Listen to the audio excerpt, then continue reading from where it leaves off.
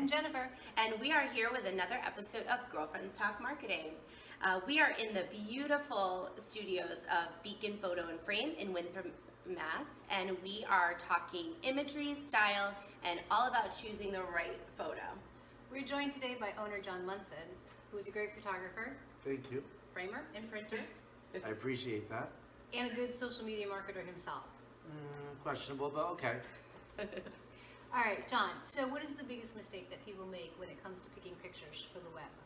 I think that, I'm not an expert, but I do have some experience doing this for the last, 15 years. And I would say that the most common mistake is just going on Google, doing an image search, finding something that they think is good, right-clicking it, saving it, and posting it. It's A, possibly illegal, B, it's someone else's work that you didn't ask permission for, and C, it's actually probably not professional. Another thing that people do is actually go and get stock images for $1 from some rental agency or some stock photo service. It's nice to have something unique to them, something, so those are the two big mistakes. Okay. So, how do you know, you brought up like licensing and you can't just right click on a picture. So how do you know when you can use a picture or not? Well, if you actually are doing a Google search, there are times when you can actually determine if it's legal. Right when you do a Google search, there's a thing, you can actually do Google image search. I don't know if you've ever done that, but right on the right top side of that header is a thing called tools. And if you click on the tools, it will show you the different types of agreements. So you can use, there's one where usage with alteration, there's a unlimited usage for commercial use. It'll actually break down like 5 or 6 different variations of the legality of that image. Okay. And if you use free to use with no change, you're able to use it right away. So that's the best way. And then obviously if there's any copyright image on the or symbol or on the image itself, obviously you have to ask the artist, and they usually have some type of agreement in place. Okay.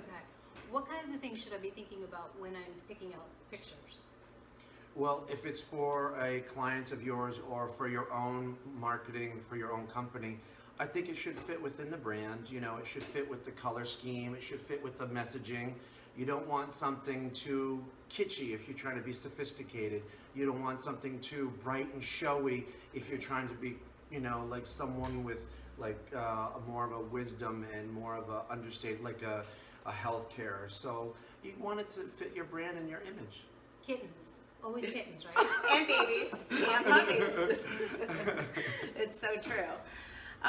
Any other, we didn't really get into the artistic style, but as like a bonus question for the episode, what is like your style?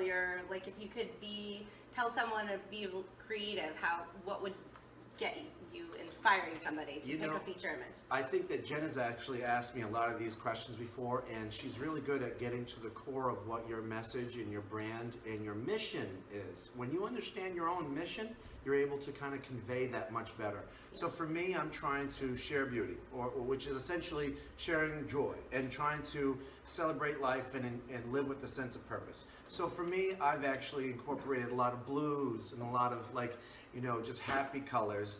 I'm not over the top with the brights, but I do love my favorite color, blue.